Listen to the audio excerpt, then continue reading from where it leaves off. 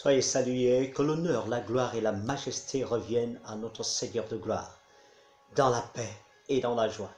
Encore heureux de communiquer la précieuse parole de Dieu sous l'inspiration du Saint-Esprit, parce que l'instrument que je suis n'est rien. Celui qui est important, c'est le Saint-Esprit. Puisse le Saint-Esprit nous faire du bien par la grâce et la bienveillance de notre Seigneur Jésus-Christ de Nazareth. Nous allons prier. Merci. Père très saint, nous te donnons toute la gloire et la majesté. Puisses-tu, ô grand Dieu d'Israël, glorifier ton saint nom, magnifier ton saint nom. Je m'incline et te laisse la place, Saint-Esprit, afin que tu me parles, que tu parles à quelqu'un, que tu parles au Dieu Tout-Puissant, à ce frère, à cette sœur, à ce bien-aimé, à cette bien-aimée. Que ton nom soit sanctifié et que ton règne vienne, que ta volonté se fasse, Seigneur, sur la terre, comme elle est faite au ciel. Sois béni au siècle des siècles, au nom très saint de Yeshua. Amen. Ce jour merveilleux, nous avons un thème. Tu marches au nom de quel Dieu? Tu marches au nom de quel Dieu? Parce que la majorité des personnes disent, moi je crois en Dieu, mais tu marches au nom de quel Dieu? Et nous avons un texte de base merveilleux qui se trouve dans le livre de Michée. Michée, le chapitre 4, le verset 5. Michée, chapitre 4, verset 5. Michée veut dire, en hébreu, le nom de Michée c'est Mika. Mika qui veut dire qui est semblable à Dieu. Qui est semblable à Dieu. C'est ce que veut dire Michée. D'autres disent Miké, mais en hébreu c'est Mika. Qui est semblable à Dieu. Nous allons lire ce texte de base, chapitre 4, verset 5, s'il vous plaît.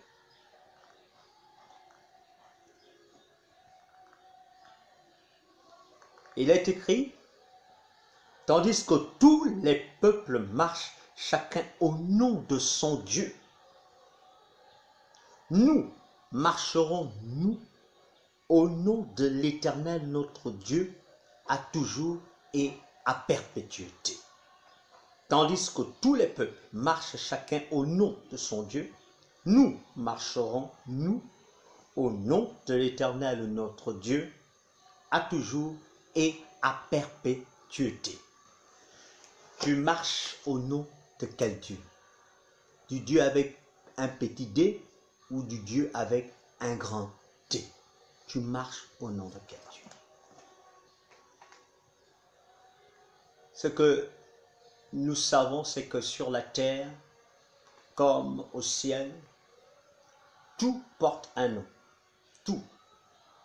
Les êtres animés, les êtres inanimés portent un nom. Chaque groupe également, il y a des regroupements de personnes et ils donnent un nom à ce groupe. Les religions également ont un nom.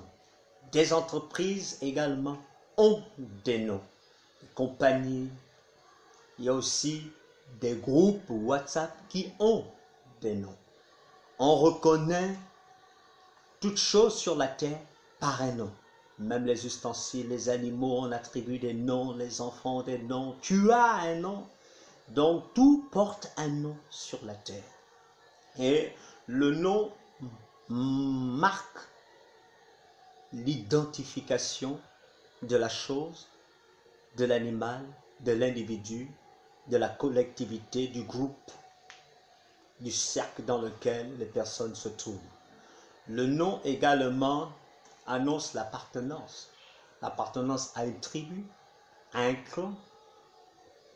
Le nom également peut attirer certaines personnes comme peut rejeter certaines personnes. Le nom peut attirer des faveurs. Le nom peut fermer des portes à certains individus parce qu'ils portent un nom, cela leur ferme des portes. Parce qu'ils portent un nom, cela leur ouvre des portes. Donc le nom joue un grand rôle. Et Pour revenir à notre thème, tu marches au nom de quel Dieu? Nous allons voir premièrement les peuples de la terre marchent chacun au nom de son Dieu. Après nous allons entamer avec le deuxième point, par la grâce de Dieu. Premier point, les peuples de la terre marchent chacun au nom de son Dieu. Et là, le Dieu là, c'est avec un petit D. Selon le verset 5 de notre texte de base, la première partie, tandis que tous les peuples marchent chacun au nom de son Dieu. Tous les peuples de la terre marchent chacun au nom de son Dieu. Et son Dieu peut être un Dieu ancestral. Selon Juge, chapitre 2, versets 10 à 14, son Dieu peut être un Dieu ancestral. Juge, allons-y dans le livre de Juge, chapitre 2, versets 10 à 14.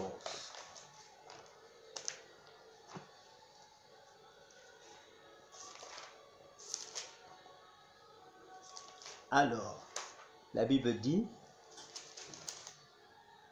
ce qui suit. Toute cette génération fut recueillie auprès de ses pères, et il s'éleva après elle une autre génération qui ne connaissait point l'Éternel, ni ce qu'il avait fait en faveur d'Israël. Les enfants d'Israël firent alors ce qui déplaît à l'Éternel, et ils servirent les Baals.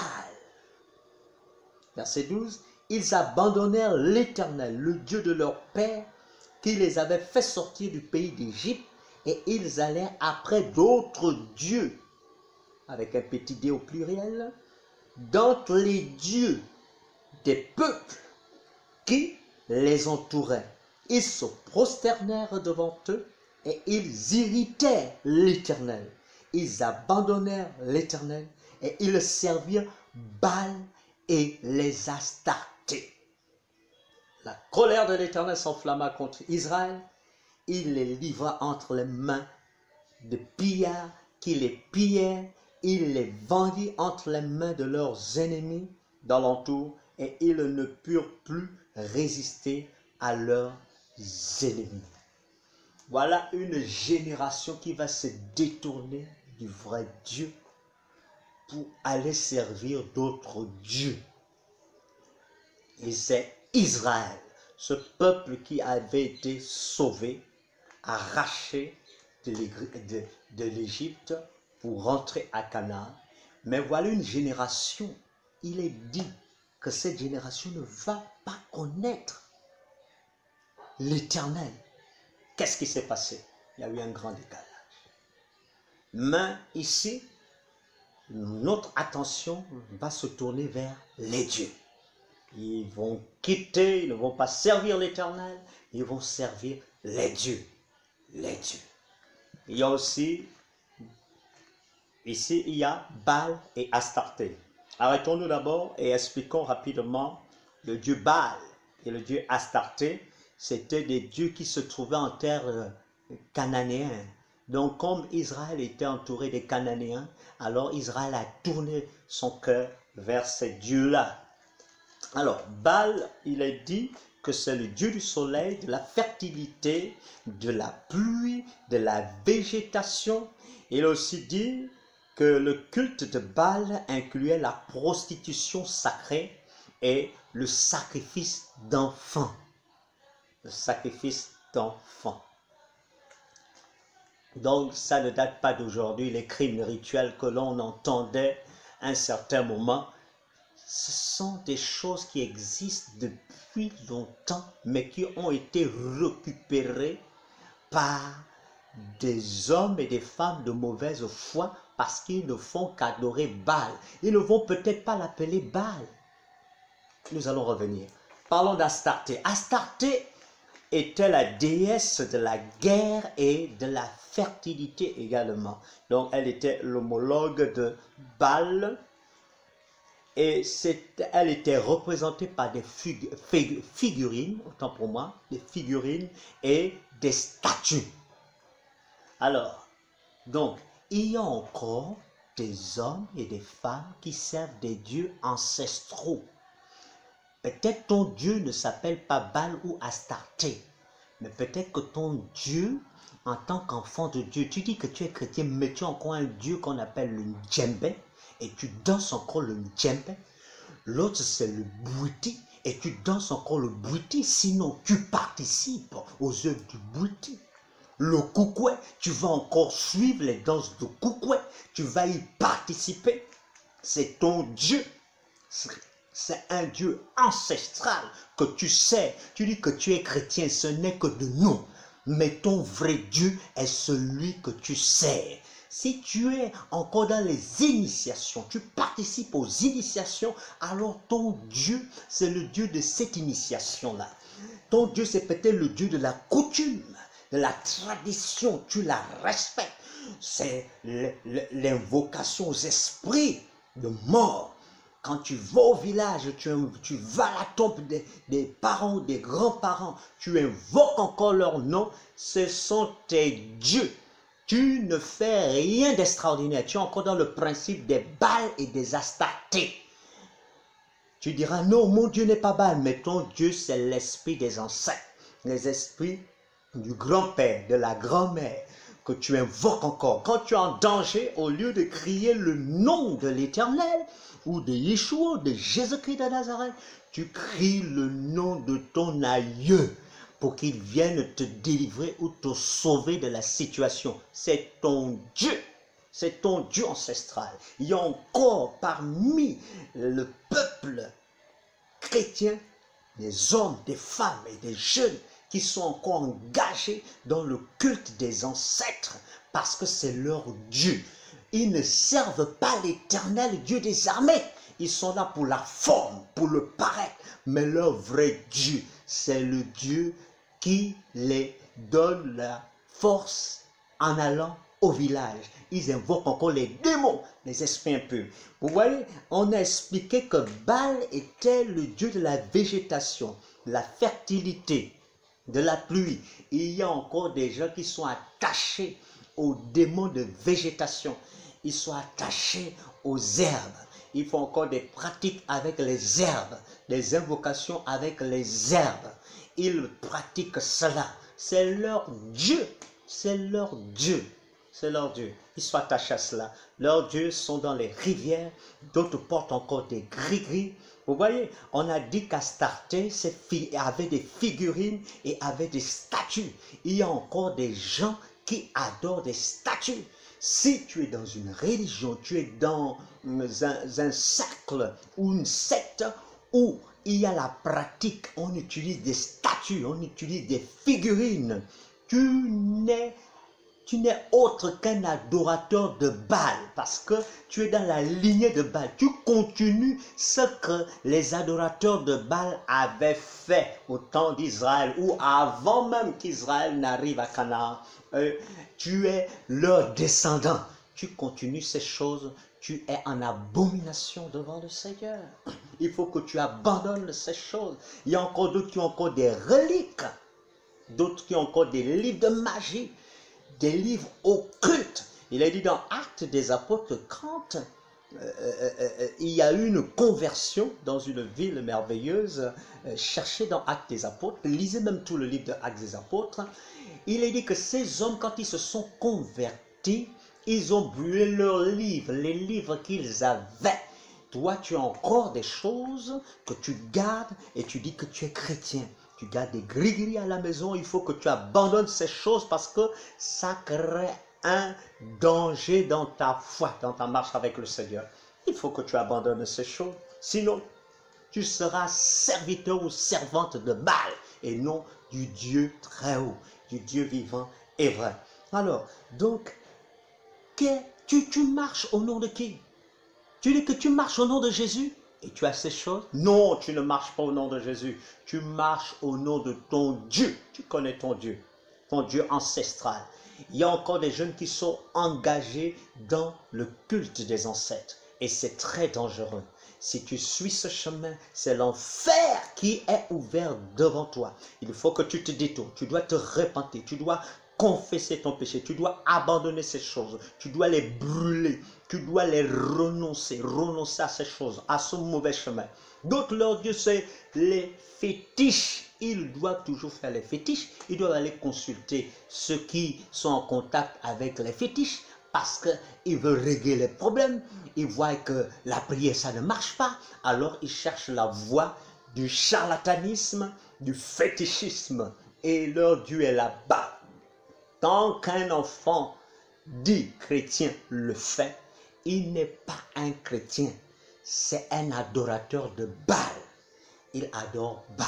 D'autres font des sacrifices. Tu dis peut-être que tu n'as pas sacrifié un être humain, mais tu as commencé à sacrifier une poule, un coq, un mouton. Tu ne fais que progresser dans les sacrifices. Et demain, qu'est-ce que tu vas sacrifier? Qu'est-ce que tu vas donner pour ton Dieu, afin qu'il te donne la fertilité, afin qu'il te donne la bonne vie? Les gens sacrifient des animaux ou des personnes parce qu'ils veulent avoir une position. Mais c'est ton Dieu qui te le demande. Mais l'Éternel Dieu ne demande pas de telles choses. Et il faut se détourner de ces abominations parce que ça attire la malédiction. Tu peux avoir des richesses maintenant, mais ta descendance va souffrir.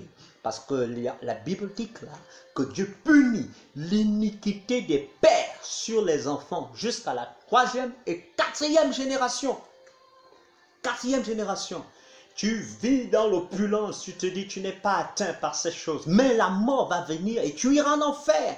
Et ta descendance va souffrir après ton départ. Il faut sortir de ces choses. Tu marches au nom de quel Dieu? Deuxièmement, son Dieu peut être moderne. Parce qu'il y a des gens qui sont dans l'adoration ancestrale, mais il y a d'autres qui sont dans l'adoration moderne. Ton Dieu peut être moderne. Lisons, nous avons deux textes. Le premier, 2 Corinthiens, chapitre 4, versets 2 à 4.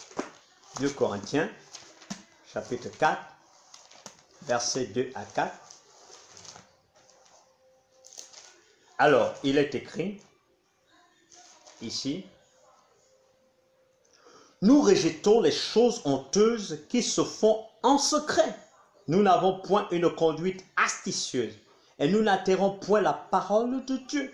Mais en publiant la vérité, nous nous recommandons à toute conscience d'homme devant Dieu. Si notre évangile est encore voilé, il est voilé pour ceux qui périssent, pour les incrédules dont le Dieu de ce siècle, dont le Dieu de ce siècle a aveuglé l'intelligence, afin qu'ils ne vissent pas briller la splendeur de l'évangile de la gloire de Christ, le Dieu de ce siècle.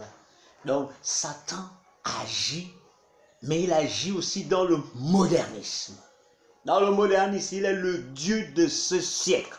Tu vas dire non, tu n'es pas dans les choses ancestrales et tout, mais tu es dans l'adoration du Dieu de ce siècle.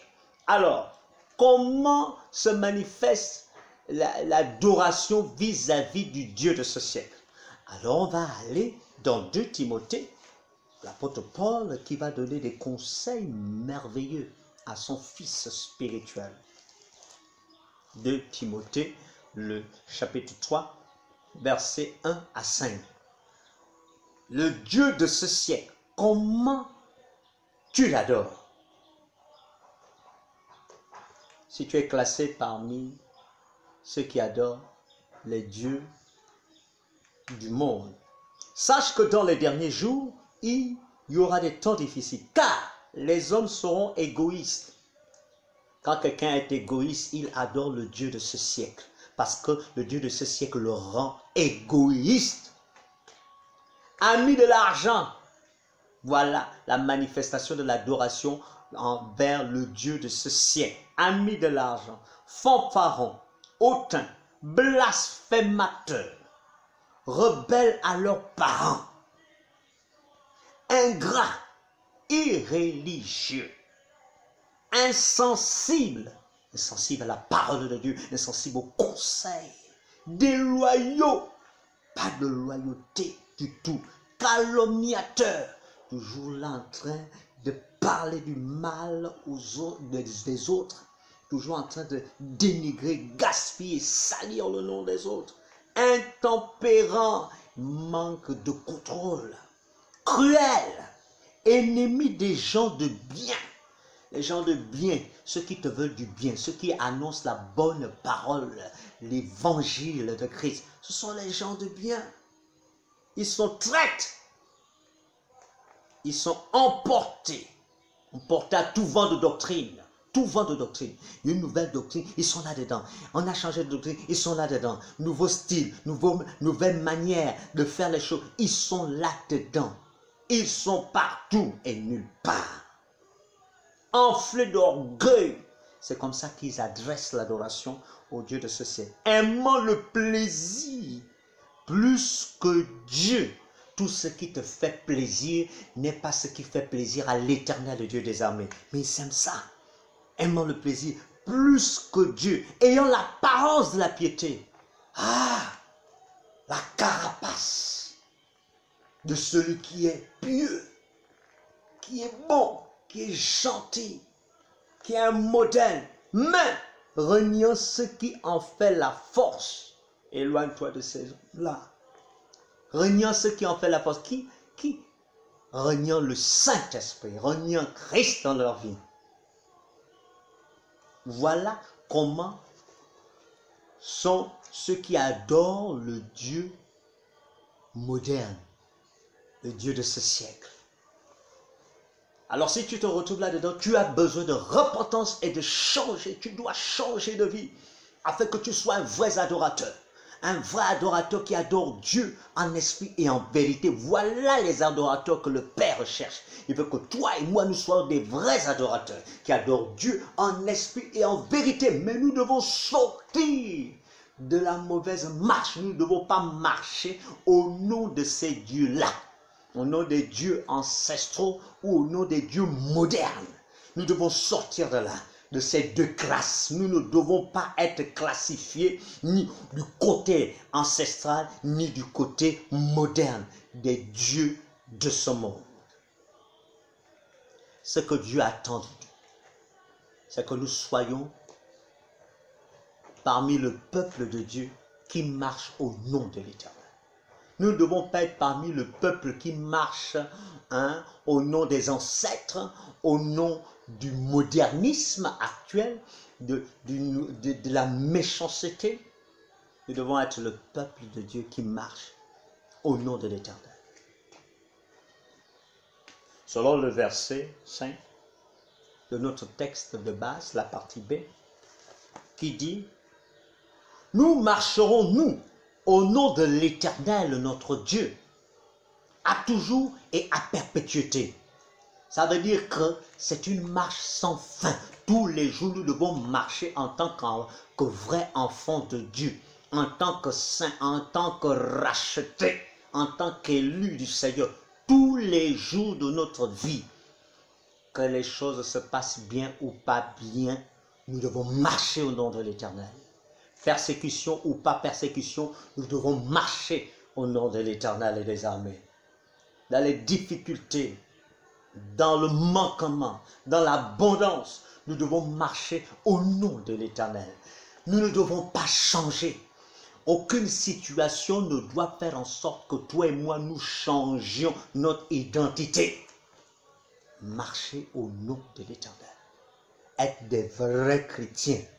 Pas de nom, pas de bouche, mais qui marchent en esprit et en vérité.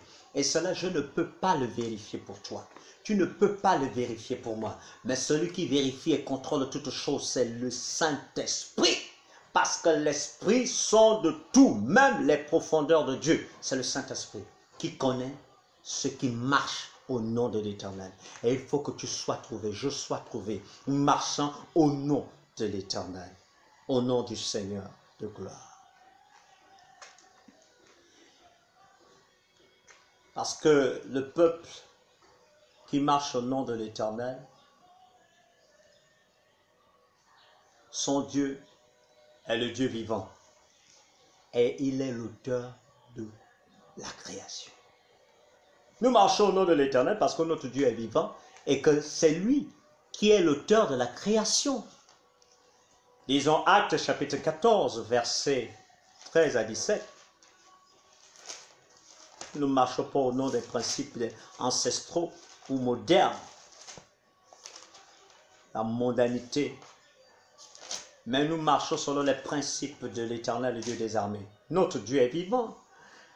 Actes chapitre 14, versets 13 à 17. Il est écrit, c'est l'histoire de Paul et Barnabas. Le prêtre de Jupiter, dont le temple était à l'entrée de la ville, amena des taureaux avec des bandelettes vers les portes et voulait de même que la foule offrit un sacrifice. Les apôtres Barnabas et Paul, ayant appris cela, déchirèrent leurs vêtements et se précipitèrent au milieu de la foule, en s'écriant « Ô hommes, pourquoi agissez-vous de la sorte? Nous aussi, nous sommes des hommes de la même nature que vous et vous apportons une bonne nouvelle. Nous vous exhortons à renoncer à ces choses. » Renoncer quoi? Renoncer aux choses ancestrales, à l'adoration ancestrale, à l'adoration envers les hommes. Parce qu'ils voulaient maintenant prendre Barnabas et Paul comme des dieux. Faire des hommes des dieux. C'est ce qu'ils voulaient maintenant faire. Parce qu'ils adoraient n'importe quoi. Même les hommes, les animaux, les choses. Ils vénéraient. Alors, ils vont donner un message clair. Pour vous tourner, renoncer à ces choses vaines, pour vous tourner vers le Dieu vivant qui a fait le ciel, la terre, la mer et tout ce qui s'y trouve. Ce Dieu, dans les âges passés, a laissé toutes les nations suivre leur propre voie. Écoutons bien cela. Quoiqu'il n'ait cessé de rendre témoignage de ce qu'il est en faisant du bien, en nous dispensant du ciel les pluies et les saisons fertiles. Ce ne sont pas les génies, les déesses qui donnent la pluie, qui donnent les saisons fertiles. Ce ne sont pas ces génies-là, ces déesses-là, à qui on donne de la nourriture, on fait des sacrifices. Ce ne sont pas eux qui donnent, c'est Dieu, l'Éternel, Dieu des armées, qui donne. C'est lui. En vous donnant la nourriture avec abondance, c'est encore l'Éternel qui donne. Et en remplissant vos cœurs de joie, voici ce que l'Éternel fait, c'est lui qui donne. Mais la Bible dit quoi? Le diable ne vient que pour voler, égorger et détruire. Mais le Fils de Dieu est venu afin que ses brebis aient la vie et qu'elles l'aient en abondance. Donc le travail de l'ennemi, c'est de venir voler. Il vient voler quoi? Il vient voler ce que Dieu a déjà établi. Dieu a établi des saisons favorables. Dieu a établi la saison sèche, la saison des pluies, selon notre contexte gabonais. Alors, grande, petite saison, Dieu a déjà établi cela. On n'a pas besoin de faire un sacrifice à un génie pour qu'on ait une bonne saison de pluie, une bonne saison sèche. Ça n'a rien à voir. Dieu a déjà établi comme cela. Tout nous vient du Seigneur. Même la nourriture que nous avons nous vient de l'Éternel, le Dieu des armées. C'est ce Dieu-là. C'est ce Dieu-là avec qui tu dois marcher. C'est ce Dieu-là avec qui je dois marcher. Tous les jours de nos vies, c'est ce Dieu-là dont nous avons besoin. Nous, le peuple de Dieu. Et l'autre chose, le peuple de Dieu marche au nom de l'Éternel. Pourquoi? Parce que son Dieu est le Dieu d'Israël. Le Dieu que nous servons, c'est le Dieu d'Israël. Ce n'est pas le Dieu des Européens, ce n'est pas le Dieu des Américains, ce n'est pas, selon le contexte historique de l'histoire, comment l'évangile est venu. Certes, l'évangile est venu par le canal de certaines personnes, mais le message de l'évangile, le Dieu qui se trouve dans la parole de Dieu, n'est pas leur Dieu, c'est le Dieu d'Israël, selon le contexte des Saintes Écritures. Dieu s'est révélé à Israël. Il a choisi d'avoir un peuple sur la terre qui devait porter son nom. jusqu'à ce qu'il revienne. Et comme Israël n'a pas réussi, Christ a choisi l'Église d'épouse, nous, les chrétiens, les gentils, les païens, les inconvertis devenus convertis. Nous, il nous a choisis. Et nous sommes appelés l'Église. Mais l'Église prie quel Dieu? Le Dieu d'Israël, l'Éternel Dieu des armées. C'est ce Dieu-là. Parce que si tu te démarques de ce Dieu-là, mais tu pries quel Dieu finalement?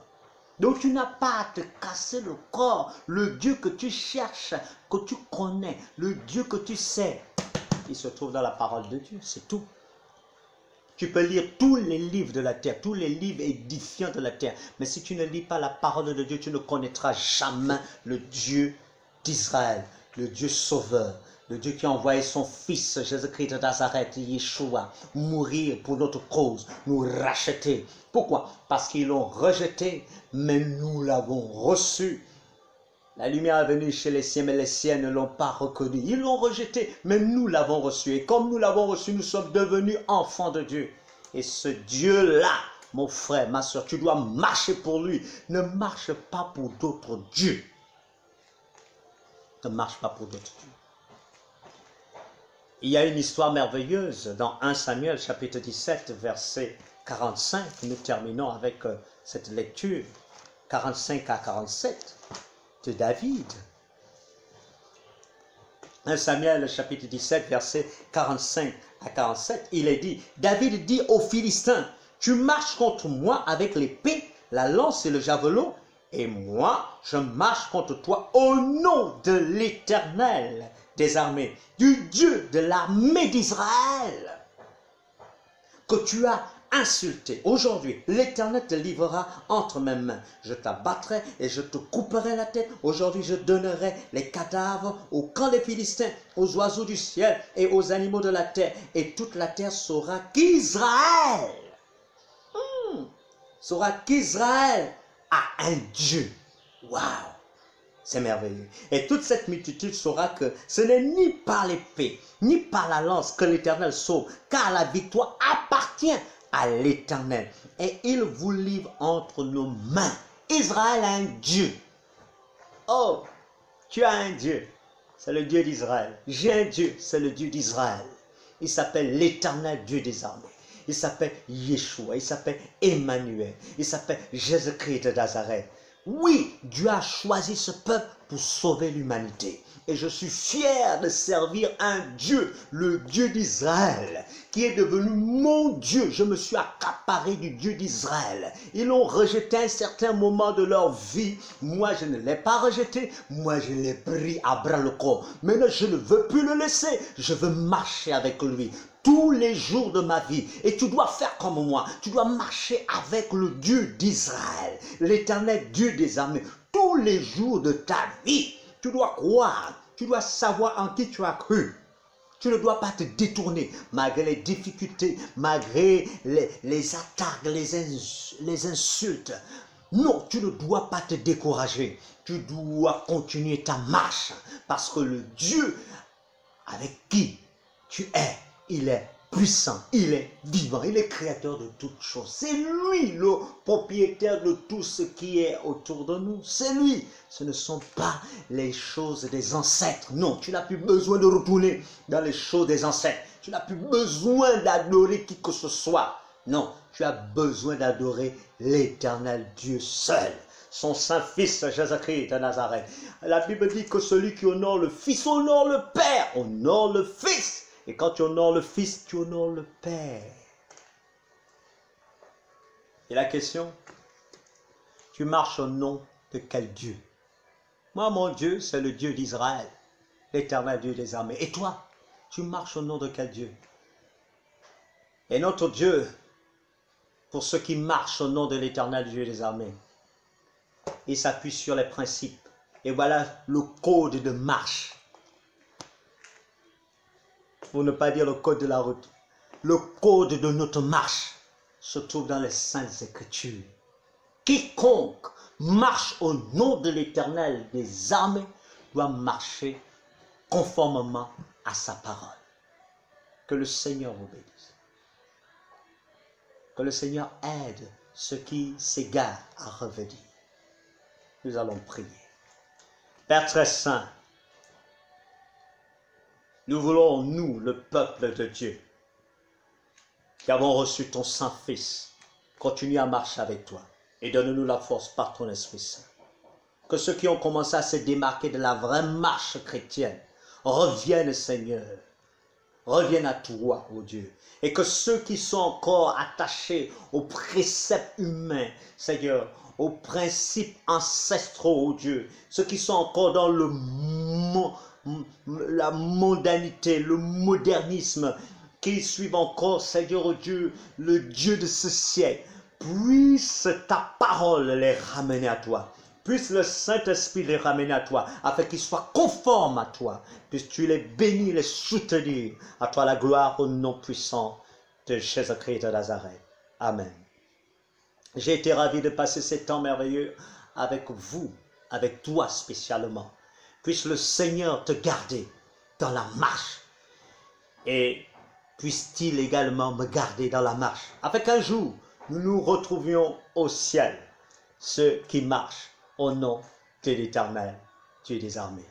Que Dieu vous bénisse. Restez dans la paix, dans la joie et dans la bonne santé.